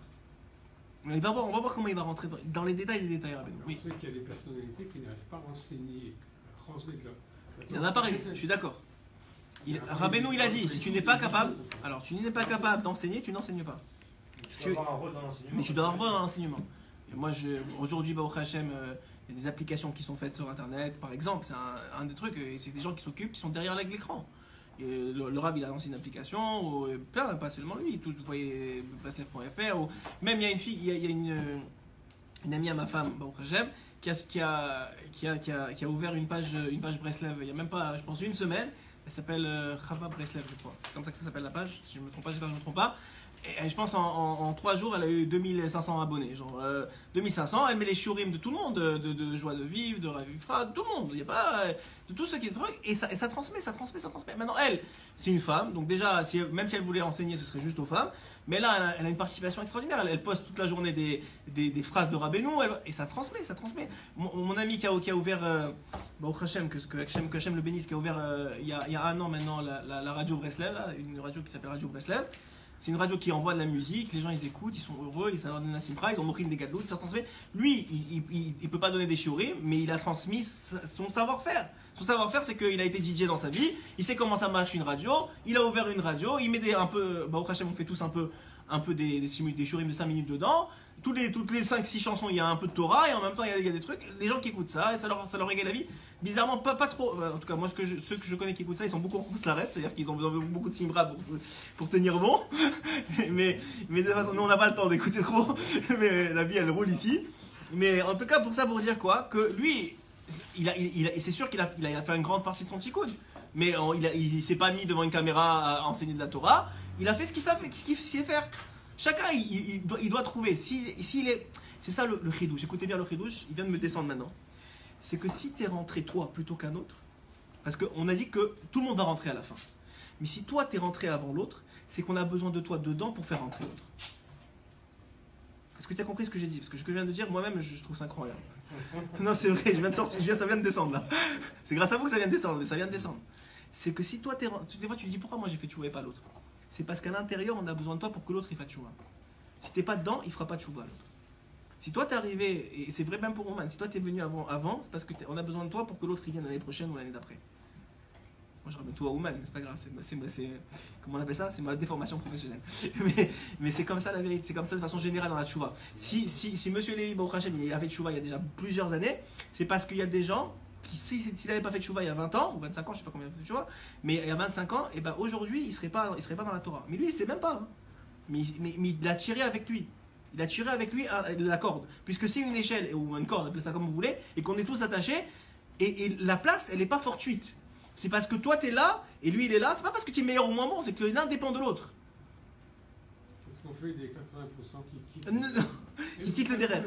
Oui, je sais pas. Premièrement, veulent pas. Premièrement, dans les 80% qui quittent ou qui quittent pas, il y en a qui sont pas juifs. Attendez, il y en a qui sont pas juifs du tout. Il y en a plein qui savent pas, mais ils ont des mères qui sont pas juifs. Attendez, je suis d'accord. Attendez, on va essayer. Je savais que vous avez posé cette question sur ce shiur-là. Je savais. J'essaie de préparer une réponse, mais c'est pas toujours évident. Mais on va essayer de comprendre. Premièrement, tous ceux qui sont juifs, ok, qui sont vraiment des juifs. Et on va faire 2 exceptions à ça. Tous ceux qui sont juifs, à la Géoula finale, et ça c'est une aftacha de Rabbi Natal, ils vont faire partie du jardin.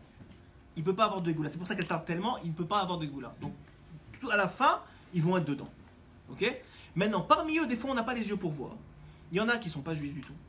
Ok? Ça veut dire que une grand-mère, une arrière-grand-mère, en vérité, elle n'était pas juive, ou mal convertie. Et il y en a qui sont vraiment juifs de mère, ok? Mais le Zohar, il dit qu'à la fin des temps, il y aura des âmes non juives qui vont rentrer dans des corps juifs. Il parle là-bas des Hébreux. Donc on voit qu'il y a des gens qui sont complètement à l'ouest, ou qui sont assimilés, qui ont perdu leur judaïsme, mais qui ne sont pas juifs de toute façon. Mais ils ont l'habit de juifs, et tu peux les appeler juifs. Maintenant, tout le reste, il a dit Rabbi Natal, ils reviendront tant qu'ils reviendront, mais ils vont finir par rentrer dedans. Ils vont finir par rentrer dedans.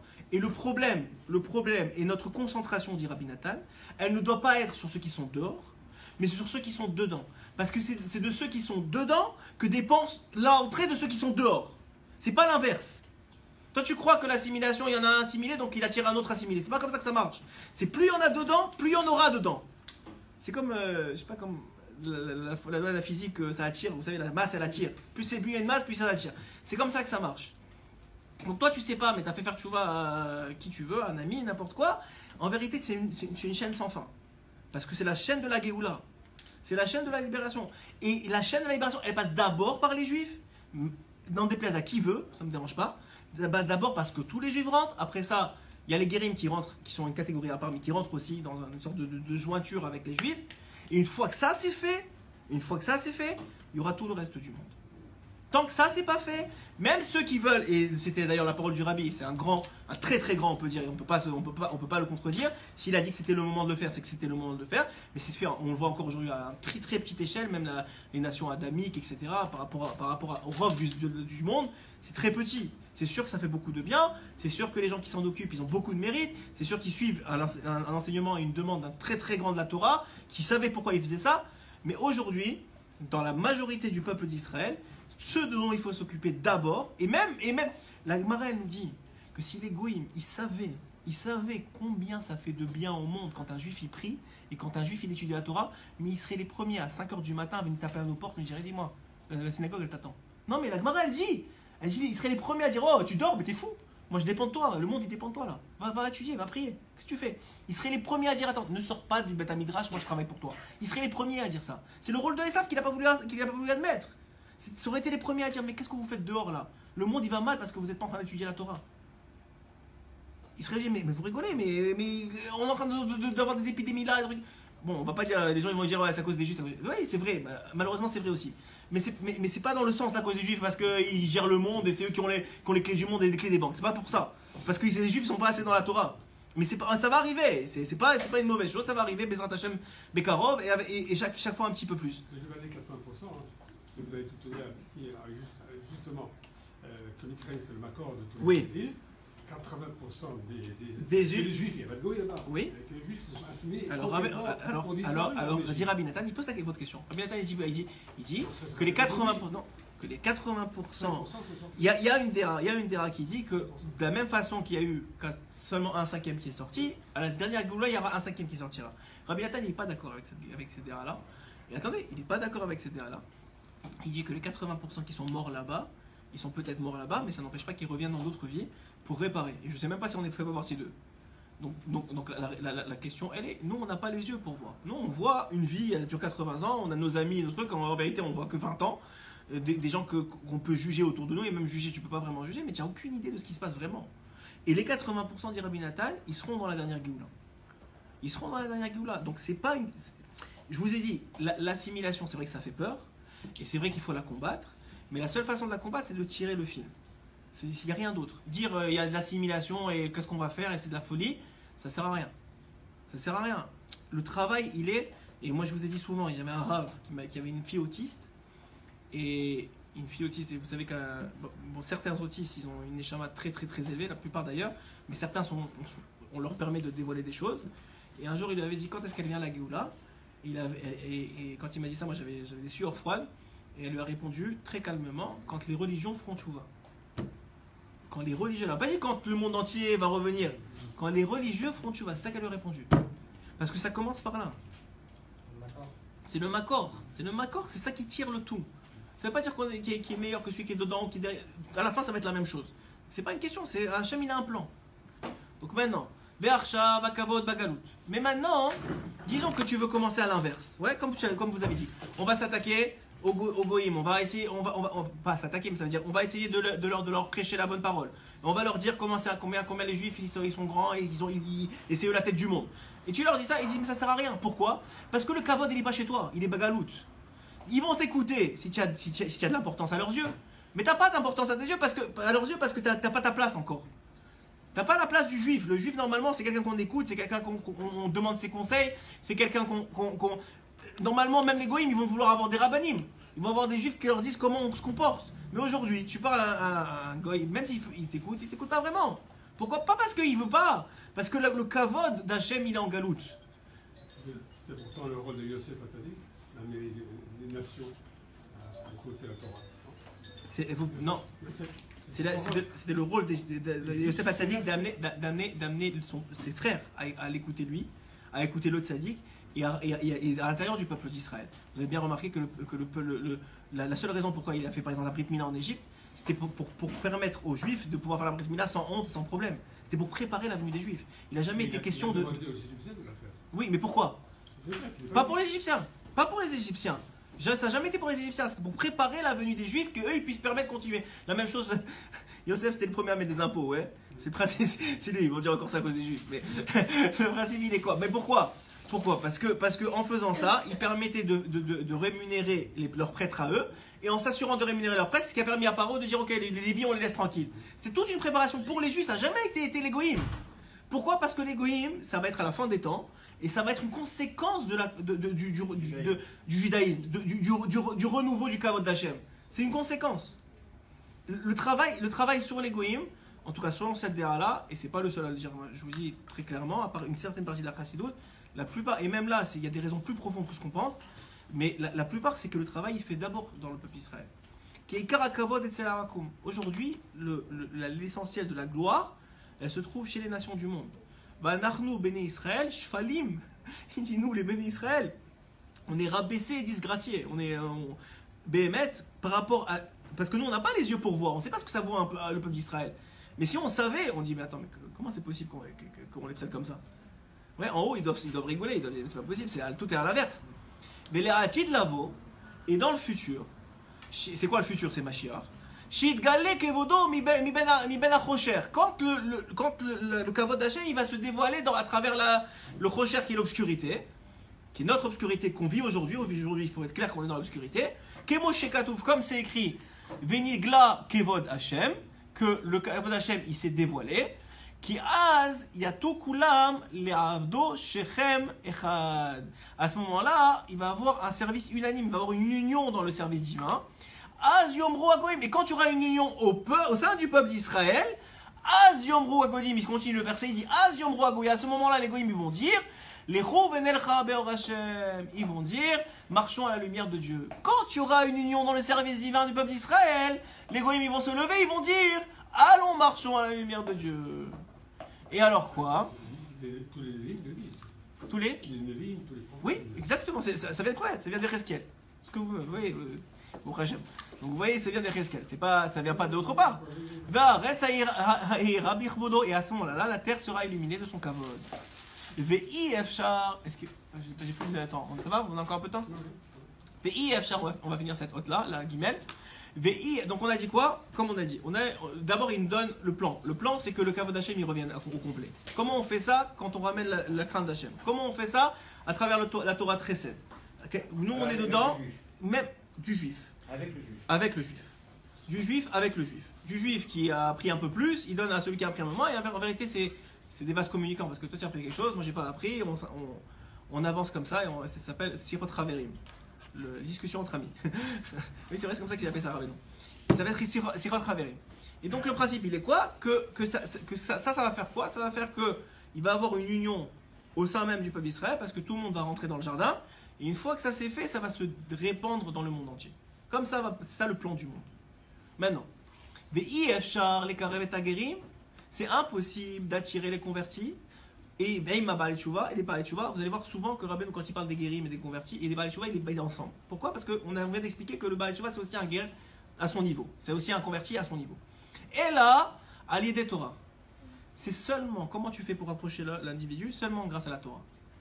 Kemo Shekatouf, donc c'est Rabbeinu qui le dit, Kemo Shekatouf, dans Michelet, donc c'est là, en ce moment, c'est Shlomo Améler qui le dit, il y a Futsu Mayanecha Chutza.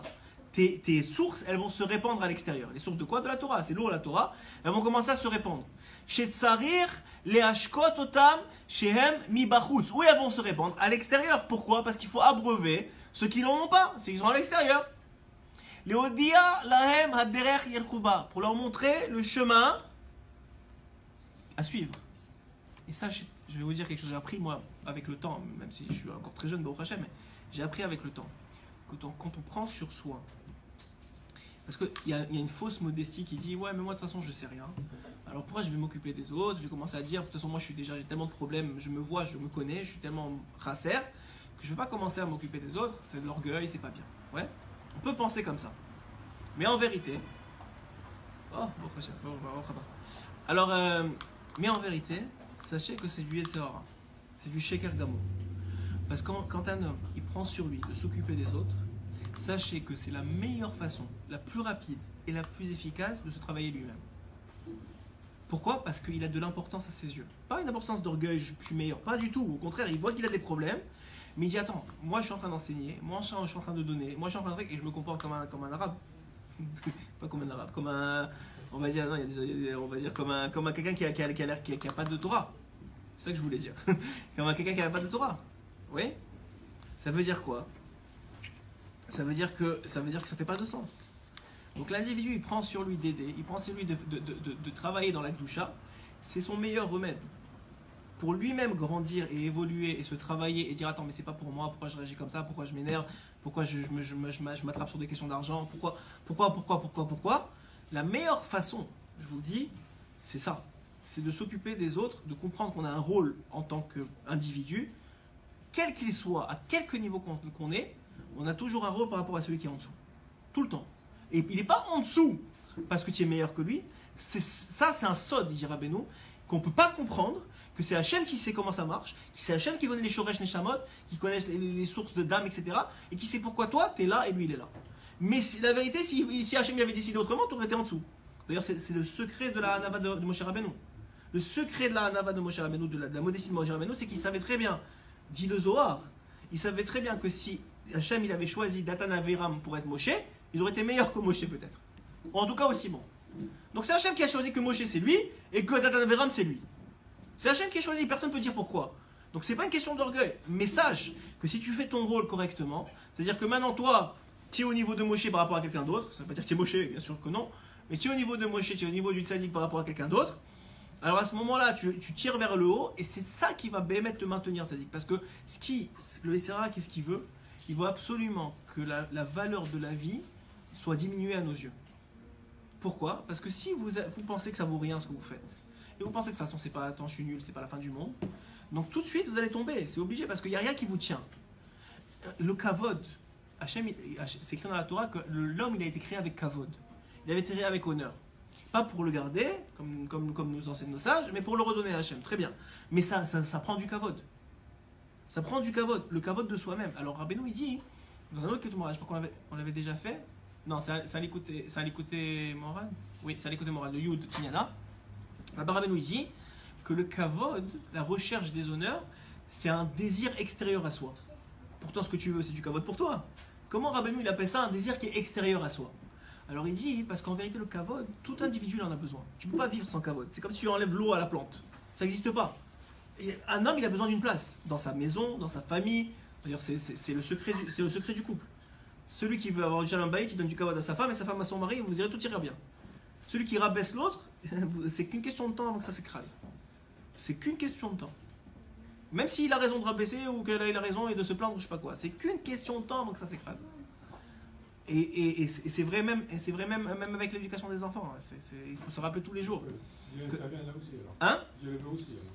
Quoi? Dieu. Oui. Il accepte que cela se passe ainsi. Bien sûr. Mais si ça s'effondre. Mais oui. Ah, oui. Mais vous avez le libre arbitre. On peut pas enlever le libre arbitre à l'homme. Mais sachez que Dieu il savait que ça allait s'effondrer. C'est des questions kafkadiennes que vous posez aujourd'hui. Mais oui, vous avez raison. Bien sûr, il savait. Il a un plan. Et une fois que c'est fait, tu sais que c'est partie du plan. Avant ça, tu fais tout pour que ça n'arrive pas. Mais si c'est fait, c'est fait. Et pourquoi je vous dis tout ça? Donc je disais...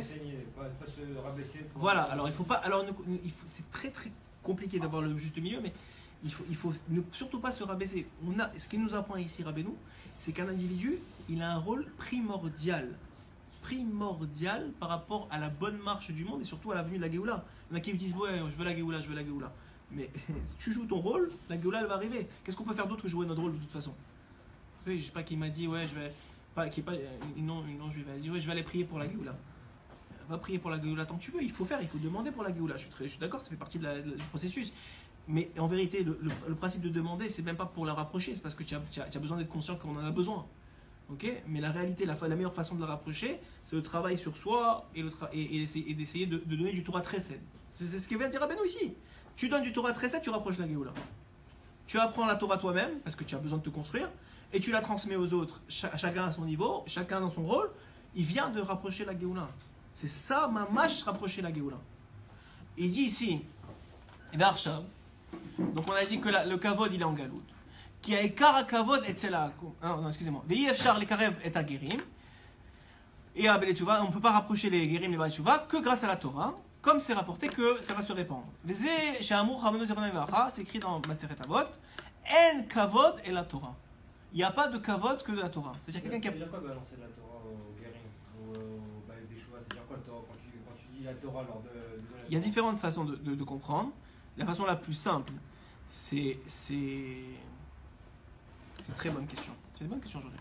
Alors, la façon la plus simple, c'est que, c'est la plus difficile aussi, c'est que celui qui est plus religieux, il devrait mieux se comporter. Tout comme Aïchit. Parce que, par exemple, je sais pas moi, tu vois quelqu'un qui est heureux d'être juif, et tu vois qu'il a une kippa sur la tête, celui qui n'a pas la kippa sur la tête, et où tu vois qu'il est honnête dans le travail, où tu vois qu'il ne te triche pas, ou qu'il est gentil, ou qu'il a de la émouna et il ne cherche pas juste à t'enfler. Ouais. Bien sûr que quand les gens ils veulent t'enfler, il faut que tu répondes avec le rusé, il faut que tu agisses de façon rusée, tu n'as pas le choix. Mais on va dire de façon générale, il y a des gens qui, quand tu enseignes la Torah, pas juste avec des paroles, parce que c'est plus facile qu'autrement, mais le plus difficile, c'est la passer par ton comportement. Donc quelqu'un qui se comporte dans la Torah, il va attirer de lui-même, tu vas voir, les gens ils s'attirent à lui. Parce que le émet, ça attire. La vérité, tout le monde cherche la vérité. Tout le monde cherche une porte de sortie à l'angoisse et au stress et à la galoute. C'est une vraie galoute. Nous, on s'en rend compte, tout le monde s'en rend compte. On est en exil. L'exil, c'est un sentiment qui est dégueulasse. L'exil, c'est un sentiment d'angoisse, de stress, t'es pas bien. T'es en exil. Mais t'es en exil de toi-même. T'as pas besoin d'être en exil. Tu peux vivre en Israël, être en exil. Hein. T'es en exil, t'es dans ton esprit et ça va pas, tout est compliqué, tout a l'air difficile, ça s'appelle l'exil.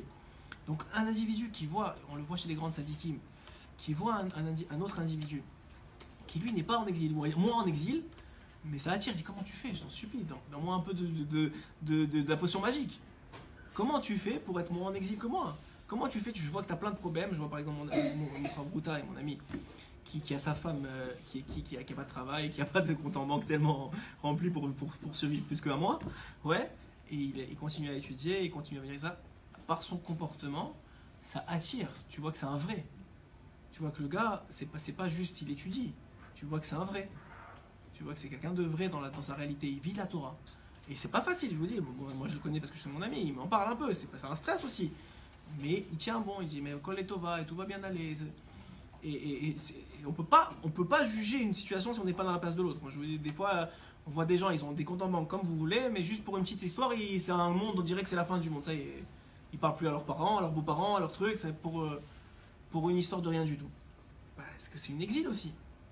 Ils ne sont pas capables de prendre du recul par rapport à la situation. Et on ne peut pas leur en vouloir, chacun il a son niveau.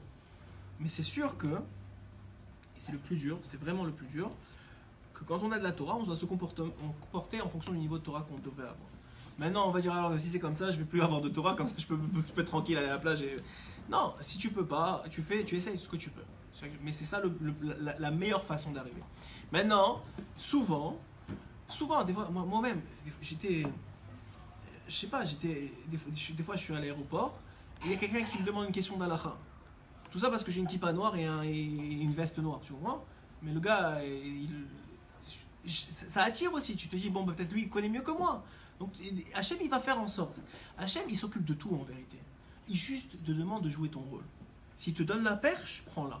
C'est tout ce qu'on te demande. On ne te demande pas d'aller chercher. Le principe du jeu, c'est, j'ai commencé le show comme ça, on n'est pas prosélyte. On ne va pas aller chercher les gens. On va pas. Et c'est le principe de Yehuda. Le principe de Yehuda, c'est qu'il s'est mis à Rish Goshen. Venez me voir si vous voulez. Le principe de Yosef, vous avez raison, c'est le contraire. C'est d'aller chercher les gens. Et il y en a dans le peuple d'Israël qui font ça, mais Yosef, c'était une tribu. Yehuda, il a ramassé tout le reste. Et c'est lui qui est resté le roi d'Israël. Ça veut dire quoi? Ça veut dire que c'est vrai qu'il y a une partie du peuple d'Israël, et ils le savent eux-mêmes, qui sont là pour aller chercher, mettre des téfilines dans la rue, aller chercher les gens, aller trouver. Et c'est magnifique. Et je me rappelle à une époque, j'étais bien content de les trouver. Ouais. Mais ça n'empêche que le principe fondamental, si tu veux que ce soit durable, ouais, parce que le gars que tu as fait faire mettre les téfilines une fois, il est très rare qu'il va recommencer le lendemain. Tu l'as mis, il est content, tu l'as fait gagner une mitzvah, et c'est vrai que c'est une mitzvah pour l'éternité, mais dans le tachles, il faut que l'individu il se réveille de lui-même. Il faut que ça vienne de lui pour que ça dure. Comme ça, des milliers sont revenus aussi. Comment? Quand ils ont vu ce que c'est, il y a des gens réveillés. Ça arrivait. Oui. J'ai vu des dizaines de menaces. D'accord, donc vous avez raison. Que c'est un principe, mais le principe il n'est pas parce qu'ils ont mis les définis. C'est vrai que ça a réveillé chez eux. Voilà, il y a eu des. Voilà, ça a eu un travail, exactement, c'est un travail. Mais le travail il n'est pas sur les téphilines. Moi, avec ma petitesse, je crois plus que le rabbi. Je sais pas, moi j'ai pas. Peut-être La batterie est faible. Mais il n'est pas allumé le chargeur. Je crois plus que le rabbi, maintenant je peux me tromper, mais je crois plus que le rabbi il a demandé à ses shluchim d'aller mettre les téphilines aux gens, pas pour les téphilines eux-mêmes, mais pour le contact. Pour le contact. Pour que les juifs qui sont en Venise, en Thaïlande ou ce que tu veux, ils ont quelqu'un qui regarde, ils ont un contact avec quelqu'un qui est un peu plus haut que eux dans le système de la religion.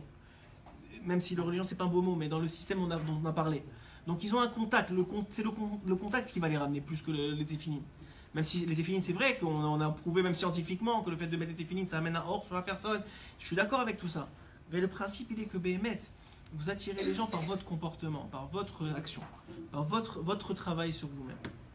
Et c'est pas évident, c'est pas du tout évident, surtout quand on parle de spécificité, quand il s'agit de questions d'argent ou de questions de problèmes entre familles ou d'orgueil. Des gens, on est dans une galoute, on est tous en galoute. On est tous en galoute et on essaie de se travailler le plus qu'on peut. Bon, des fois ça marche mieux, moins que bien que d'autres. Mais la réalité, elle est qu'on est tous en galoute. Qu'est-ce qu'on peut faire? On juge l'autre le cas zéro. Bon, c'est pas la fin du monde. Peut-être lui aussi il est en galoute. Moi aussi je suis en galoute. C'est pas la fin du monde. On essaie au moins de limiter la casse. Mais ça n'empêche que ce que dit ici Rabbeinu, c'est que ne crois pas que tu peux aller chercher quelqu'un si tu n'as pas de Torah déjà toi et si tu n'as pas de Torah à transmettre. Alors je te dis comment on transmet. Une fois que les gens, des fois, ils vont venir te chercher de la Torah, soit dans un shiur, soit parce que tu étudies, tu es assis, tu étudies et tu vas étudier avec lui, et Hachem va t'amener la personne jusqu'à chez toi. Et des fois, parce que juste ton comportement dans ton travail, on sait que tu es religieux, que tu prends les fêtes, etc., et ben on sait que toi, tu es plus religieux, soi-disant, tu as un comportement qui est plus droit. Et ce comportement plus droit, il inspire le respect, et les gens, ils sont attirés par ça, parce qu'ils savent la vérité. Oui, exactement. Et on va finir sur ça, pour pas que ça arrive trop. On va finir le Hot Gimel. Il dit comme ça que en kavod de la Torah. Il n'y a pas de kavod s'il n'y a pas de Torah. Im totsi yakar mizolel. Et quoi hein? Ça veut dire que c'est quoi le principe de la Torah? C'est que ça vient extraire ce qu'il y a de précieux de ce qui est méprisable. La Torah, c'est quoi? Ça vient chercher le précieux dans le rocher, dans quelque chose qui est complètement méprisable. Ils ont dit nos sages dans Baba Messia, Elou chez Mekarvin Bene Adam. Et maintenant, après ça, on va laisser ça pour la prochaine fois. Combien il est grand, celui qui fait ce travail-là, et on va voir combien le Zohar il en parle, etc. Que c'est extraordinaire. Celui qui fait son travail, il ne peut pas imaginer qu'est-ce qu'il gagne. Bon, on ne fait pas pour ça, mais combien il gagne? Il dit Elou Mekarvin, chez Mekarvin Bene Adam, la Avodat Hashem, ceux qui arrivent à rapprocher les gens de Dieu. Qui fait ce travail-là d'aller sortir les pierres précieuses de la saleté, Aïnou Kavod, c'est-à-dire le Kavod lui-même, Mizolel, Mizulta, Degulta, lui, il dit Rabbeinu ici, il va rapporter le Zohar et d'autres sources, il est en train, c'est un shiur en lui-même, mais il contribue à préserver et les mondes supérieurs et les mondes inférieurs. Il dit qu'il réussit à réunir la Shrina et Hachem Yitbarach. Il dit qu'il élève la gloire de Dieu. En tout cas, le Zohar, il va en parler beaucoup. On va en faire un shiur Bezrat Hachem la semaine prochaine, déjà. Bezrat Hachem. Mais pour comprendre que le rôle, aujourd'hui, encore une fois, je reviens sur le début du shiur, que le rôle du juif, et c'est principalement le travail des enseignements de Rabbeinu, c'est de construire l'intériorité de l'individu, et on le voit, ceux qui en sont venus un peu, ils ont compris qu'il y a quelque chose qui a changé en eux, simplement parce que l'individu lorsqu'il se construit, alors, comme on a dit, le principe qu'on vient d'expliquer ce soir, il est en train de monter dans l'échelle. En montant dans l'échelle, il tire l'échelle, ou il tire, je sais pas comment il tire la corde, et en tirant la corde, il fait rentrer petit à petit tout le monde dans le jardin. Et une fois que tout le monde sera dans le jardin, la gloire d'Hachem sera complète. Et à ce moment-là, ça va être qu'une question de secondes, littéralement de secondes, parce que Mashiach il va arriver comme ça. Et ça va être une question de secondes avant que tout le monde se rende compte de la réalité. et que Béhémet, tout va se remettre en place. Et tout le monde va être content, hein. C'est pas que ils vont pas être contents, ils vont être très contents, ils vont connaître leur place, et c'est très bien. Aujourd'hui, Baruch Hashem, il y a des gens qui déjà, ils ont une place dans la Torah, les Bnei Noach, ou les gens qui veulent se convertir, chacun, il cherche la vérité. Tout celui qui cherche la vérité, il a énormément de mérite, Chaque petit pas, c'est énorme. On n'a aucune idée, donc on parle, mais on ne sait même pas de ce que ça vaut vraiment. Chaque petit pas, c'est énorme, mais il faut savoir. Les gens, ils croient, moi, je m'occupe de moi j'étudie dans mon coin, Mais pourquoi c'est important? Parce que justement, ça permet l'inclusion. Ça permet de faire grandir le cercle. Ou de rentrer plus de personnes dans le petit cercle. Je ne sais pas comment ça marche. Mais en tout cas, tout ça pour dire que Béhémet, notre rôle en tant que juif, il est d'aller faire ça. Des fois, l'individu, il veut faire Shabbat, il veut faire les fêtes, etc. Et la nature de l'homme, c'est de délaisser un peu les comportements entre hommes et les comportements humains, quoi. Ouais. Et malheureusement, et on parle pour nous les premiers, c'est une chose qu'il faut faire très très attention parce que c'est la raison pour laquelle on te permet de faire Shabbat et les fêtes, c'est pour que tu aies ce comportement d'homme. C'est pour que tu puisses atteindre ce comportement d'homme. Donc si tu ne travailles pas sur ce comportement d'homme, malheureusement, tu ne fais pas complètement ton travail. Et c'est un cadeau que ce travail-là qu'on t'a donné. C'est comme on a dit, c'est inexplicable pourquoi il y en a un qui a cette place-là, il y en a un autre qui a une autre place. C'est pas possible de comprendre. Si Rabbeinu il te dit que c'est pas possible, c'est vraiment pas possible à notre niveau de comprendre ça. Mais il faut l'admettre. Il faut se dire que notre place, elle a été calculée au millimètre près pour nous, que c'est la meilleure place pour nous et c'est la meilleure place pour les autres aussi. Vous savez, des fois on dit, on souhaite un nouvel enfant et on prie Hachem, on dit, je t'en supplie, qu'il s'inclut dans la fratrie. Ouais, que ça veut dire ça amène du bien, pas que ça fait des barloquettes avec les autres enfants, etc. Mais Béhémet, c'est ça, c'est que celui-là, il est arrivé 5e dans la fratrie parce que c'est sa place. Et c'est pas seulement pour lui que c'est la meilleure chose, c'est pour tous ses frères et sœurs que c'est la meilleure chose qu'ils soient 5e. Et ça a été choisi déjà avant que tous ils arrivent, même le premier. Parce qu'il y avait le 5e qui devait arriver, le premier il a dit ok, moi je serai Bechor, moi je serai ceci, c'est parce qu'il y a eu Yehuda, qu'il y a eu Yosef, c'est comme ça que ça marche. Et c'est calculé, pour les juifs en tout cas, on a commencé à chercher comme ça, mais quel au millimètre, au micromètre, je ne sais même pas si il y a une mesure encore plus petite, mais à l'épingle d'un cheveu quoi. C'est calculé dans tous les détails du monde. Et sachez, la Chokhmah d'Hachem est inimaginable, mais c'est pas seulement dans tous les détails, mais dans tous les détails de ta personne et de tout le monde entier. En tout cas au niveau du peuple d'Israël. Et il semblerait que le travail sur les non-juifs se fasse une fois que la Géoula sera arrivée, et pas avant. Même si On la prépare avant. On la prépare avant. On va finir tout ça. On la prépare avant.